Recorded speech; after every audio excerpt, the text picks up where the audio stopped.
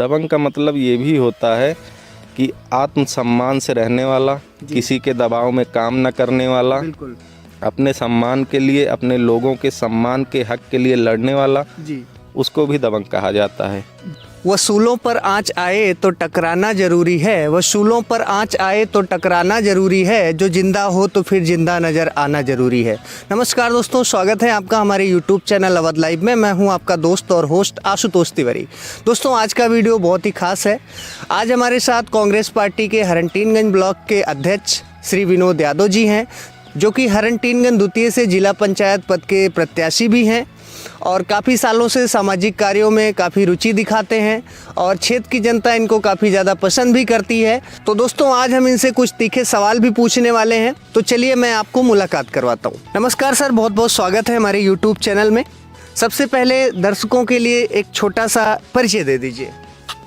मैं विनोद यादव, ब्लॉक अध्यक्ष कांग्रेस पार्टी हरनटीनगंज एवं प्रत्याशी हरनटीनगंज द्वितीय जिला पंचायत सदस्य के लिए, और अवध लाइव चैनल के सभी दर्शकों को, क्षेत्रवासियों को धनतेरस, दीपावली एवं भैया दूज की बहुत बहुत हार्दिक शुभकामनाएं। सर, बढ़ते हैं पहले प्रश्न की तरफ। आप लास्ट टाइम भी चुनाव में काफ़ी अच्छा प्रदर्शन किए थे, तो किन चुनावी मुद्दों को लेके इस बार आप मैदान में हैं? देखिए, चुनावी मुद्दे जो हैं मूलभूत सुविधाएं हैं जी जनता की। जी जैसे सबसे बड़ी समस्या है युवाओं के साथ, जी महिलाओं के साथ। आज देखा जाता है कि अपने यहाँ युवा रोज़ सुबह 4 बजे उठता है, उसके बाद जिनके अंदर कुछ करने का जज्बा है वो रोड पर दौड़ते हैं, बिल्कुल 4-5 के ग्रुप में जी अपनी तैयारी करते हैं भर्ती के लिए सेना में, लेकिन उनको कोई गाइड करने वाला नहीं है। बिल्कुल सर। वो अपने मन से जो उनको समझ में आता है वो अपना करते हैं। तो हमारी ये कोशिश रहेगी कि यहाँ कम से कम एक हरनटीनगंज क्षेत्र से एक शुरुआत की जाए युवाओं के लिए, कि जो बच्चे सेना में जाने के इच्छुक हैं उनके लिए एक एकेडमी खोली जाए जी। और सरकार से बात करके या कहीं से भी किसी तरह से उनको निःशुल्क वहाँ पे प्रशिक्षण कराया जाए। और कौन कौन से मुद्दे हैं विनोद जी?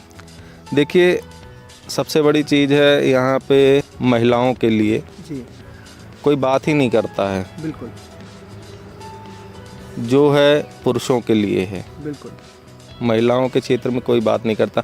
महिलाओं का काम जबकि पुरुषों की अपेक्षा ज़्यादा जटिल है जी। और ज़्यादा मेहनत का काम है। बिल्कुल सर। आदमी सोचता है घर ही पे रहती हैं, क्या करती हैं, क्या मतलब, लेकिन घर पे रहकर भी अगर उनको कोई रोज़गार दिया जाए किसी भी माध्यम से जी, चाहे कोई स्वयं सहायता समूह के माध्यम से, चाहे किसी NGO के माध्यम से, कि उनके पास जो 2 घंटा 4 घंटा उनके पास खाली वक्त है घर का काम निपटाने के बाद, अगर उस समय में वो किसी माध्यम से कोई भी काम करके कहीं से जुड़ के 100-200 रुपया कमा लेती हैं तो उनके लिए बहुत बड़ी चीज़ है।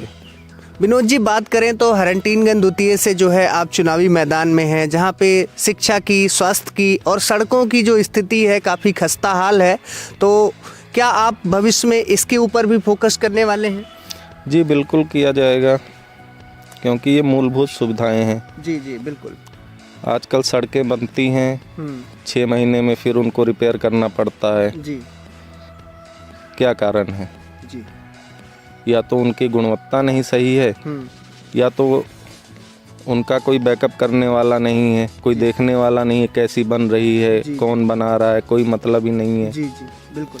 दूसरी चीज़, स्वास्थ्य जो CSC खुले हैं क्षेत्रीय हरनटीनगंज में, सबसे बड़ी दुर्दशा होती है गर्भवती महिलाओं की, जो हमने देखा है। हाँ, कोई बात भी नहीं करता इस मुद्दे पे। कोई बात नहीं करता है। जी जी।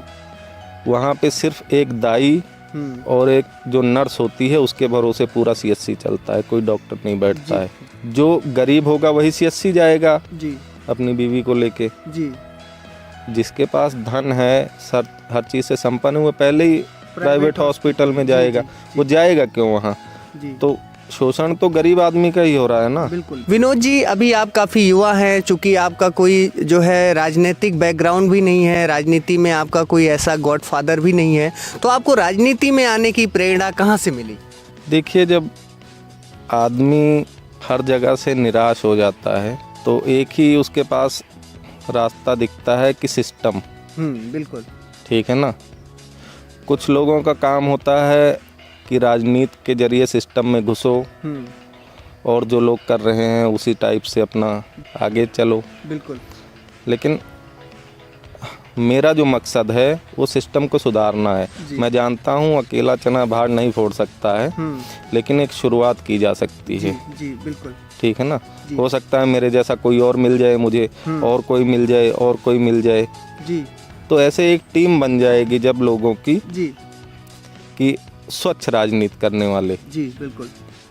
देखिए, राजनीति में आदमी जब आता है तो सबसे पहले जो भी उसका प्रतिद्वंदी होता है, सबसे पहले उसके बुरे काम, ये किया वो किया, ये सब चीज़ें बिल्कुल बताता है। लेकिन हमसे उससे मतलब नहीं है। देखिए, जो उसने जो भी किया हो राजनीति में, अच्छा किया हो बुरा किया हो, वो उसके ऊपर है।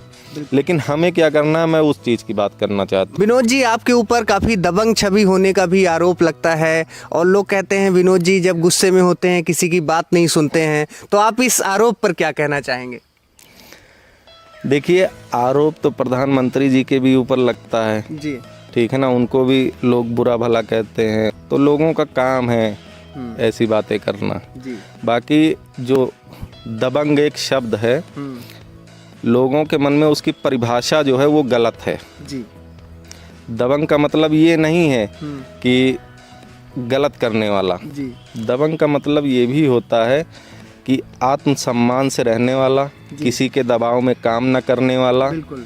अपने सम्मान के लिए, अपने लोगों के सम्मान के हक के लिए लड़ने वाला, जी। उसको भी दबंग कहा जाता है। जी। और कहा तो ये भी जाता है कि रामायण में जब हनुमान जी गए थे लंका फूकने तो रावण ने भी उनको दबंग वानर कह के संबोधित किया था। जी बिल्कुल। है ना। बाकी लोग क्या कहते हैं क्या नहीं कहते हैं उस पर ज़्यादा ध्यान नहीं दिया जाता जी है। बिल्कुल। विनोद जी, क्या आपको लगता है कि जो क्षेत्रीय चुनाव होते हैं, पंचायत के चुनाव होते हैं, इसमें लोग जो है पार्टियों से ज़्यादा स्थानीय चेहरे को महत्व देते हैं? क्या आपको ऐसा लगता है? बहुत हद तक जी ऐसा होता है। जी बिल्कुल। ठीक है, क्योंकि यहाँ पे जो पंचायत चुनाव है इसमें आदमी डोर टू डोर जाता है और उसका व्यक्तिगत लगाव होता है प्रत्याशी से। जी बिल्कुल। चाहे वो जिस आधार पे हो। जी जी बिल्कुल। ये व्यक्तिगत चुनाव होता है। पार्टी की हाँ भूमिका रहती है इसमें, पार्टी का कुछ लेवल रहता है, वोट परसेंटेज रहता है, बट सबसे ज़्यादा इसमें व्यक्तिगत होता है। जी सर, चूँकि आप जिस विधानसभा क्षेत्र से आते हैं मिल्कीपुर, वहाँ पे आज भी जो है जातिवादी राजनीति हावी है। लोग ब्राह्मण में, जातियों में, यादव वर्ग में ऐसे बटे हुए हैं। तो आप जैसे जो युवा चेहरे हैं जो कि स्वच्छ राजनीति करना चाहते हैं, तो क्या आपको लगता है कि ये जो जाति आधारित व्यवस्था है ख़त्म होनी चाहिए स्वच्छ राजनीति के लिए? जी, ये प्रश्न आपका बहुत सही है। ऐसा यही कारण है जो यहाँ की जो जातिगत राजनीति है जी, इसी वजह से मिल्कीपुर विधानसभा का विकास नहीं हो पाया आज तक। बिल्कुल।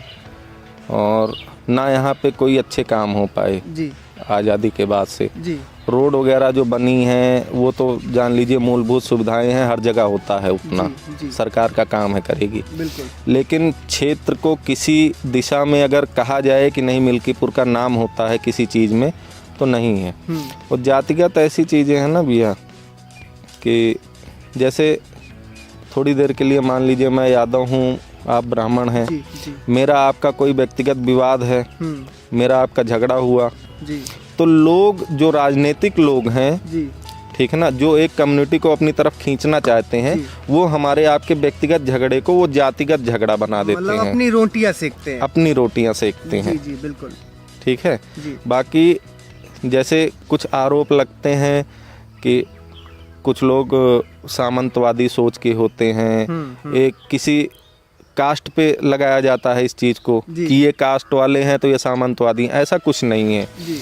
सामंतवादी एक सोच है और वो किसी भी व्यक्ति के अंदर हो सकती है। Definitely. वो हरिजन के अंदर भी हो सकती है, बैकवर्ड के अंदर भी हो सकती है और सवर्ण के अंदर भी हो सकती है। वो एक सोच है। जी बिल्कुल। जात से सामंतवादी सोच नहीं आती है, ऐसा मेरा मानना है। बिल्कुल। एक जनता के लिए भी ये मैसेज होना चाहिए कि जो जनता के बीच में 5 साल रह रहा है, उनके दुख दर्द में शामिल होता है, और एक ऐसा व्यक्ति आ जाता है चुनाव में अचानक जो कि कहीं जनता के सरोकार भी नहीं रखता है, ठीक है। तो एक जो जनता है सर, उसको भी उन चेहरों का चुनाव करना पड़ेगा कि कौन जो है दुख दर्द में उनका साथी होता है। देखिए, अब ये जनता के ऊपर है। जनता लाइमलाइट को ज़्यादा पसंद करती है, जहाँ तक मेरा मानना है। जी ठीक है ना। और अभी आपने बिहार में देखा होगा, जी जी चुनाव हुए हैं, जी कुछ लोगों ने बहुत मदद की, लोगों की जो है प्रवासी मजदूरों की, वहाँ पे बाढ़ से पीड़ित लोगों की, लेकिन चुनाव हार गए। बिल्कुल। कारण क्या होता है ना, कि जो जनता है या कुछ लोग हैं, कहा जा सकता है, जैसे आदमी तुरंत का फायदा देखता है, अपना व्यक्तिगत लाभ देख लेता है कभी कभी मौके पे, जी जो नहीं होना चाहिए। जी जी बिल्कुल। क्योंकि ये प्रत्याशी भी जानता है जो चुनाव लड़ता है कि कौन मुझसे व्यक्तिगत लाभ ले रहा है और कौन मुझसे हमेशा के लिए सामाजिक रूप से मेरे नीतियों की वजह से मुझसे जुड़ा है। बिल्कुल बिल्कुल सहमत है। देखिए, ये जनता के ऊपर है, उनको पहचान होनी चाहिए कि कौन हमारे लिए अच्छा है, कौन हमारे लिए बुरा है। जी। जैसे दवाई लेने से पहले आदमी देखता है एक्सपायरी डेट क्या है, क्या नहीं है, बिल्कुल, है ना। जी। और बहुत सारे लोग सर चुनावी प्रलोभन में भी आ जाते हैं। जी जी बिल्कुल, ऐसा कुछ होता नहीं है फिलहाल। लोग चुनाव में बहुत से वादे करते हैं, बहुत सी बातें बताते हैं, ये कर देंगे वो कर देंगे, लेकिन जनता को ये समझना चाहिए कि ये उस लायक हैं कि नहीं, ये इनके द्वारा किया जा सकता है कि नहीं। जी। विनोद जी, बढ़ते हैं एक आखिरी प्रश्न की तरफ। आपके और विजन क्या है, राजनीतिक महत्वाकांक्षा क्या है, फ्यूचर के लिए आपके क्या प्लान्स है? लेकिन फ्यूचर में देखिए, जैसे जैसे रास्ते बनते रहते हैं, सीढ़ियां आदमी चढ़ता रहता है। जी। मैं सोच लूं कि मैं ये हो जाऊंगा, मैं वो हो जाऊंगा, सोचने से कुछ नहीं होता है। जितना मैं करूंगा उतना जनता मुझे देगी। जी। मैं नहीं करूंगा तो अपने घर पे बैठूंगा। जी। विनोद जी, हमारे चैनल अवध लाइव की तरफ से अभी कोरोना से बचने के लिए ये सुरक्षा किट है, और सर ये आप अपने कार्यकर्ताओं के बीच भी आप डिस्ट्रीब्यूट करवा दीजिएगा। बिल्कुल करेंगे, बिल्कुल। धन्यवाद सर, आपका बहुत बहुत धन्यवाद अपना कीमती समय देने के लिए। जी धन्यवाद। तो दोस्तों, कहते हैं मैं अकेला ही चला था जानिबे मंजिल, मगर लोग मिलते गए और कारवां बन गया। तो दोस्तों, ये थे मिस्टर विनोद यादव जी, जो कि कांग्रेस पार्टी के हैरिंगटनगंज ब्लॉक से अध्यक्ष भी हैं और हैरिंगटनगंज द्वितीय से जिला पंचायत पद के प्रत्याशी हैं, और एक युवा चेहरा है और लोगों के बीच में काफ़ी सामाजिक कार्यों में रुचि रखते हैं, और एक नई तरह की नई सोच की राजनीति का परिवर्तन का चेहरा बनना चाहते हैं। तो दोस्तों, आशा करते हैं कि हमारा ये वीडियो आपको काफ़ी अच्छा लगेगा।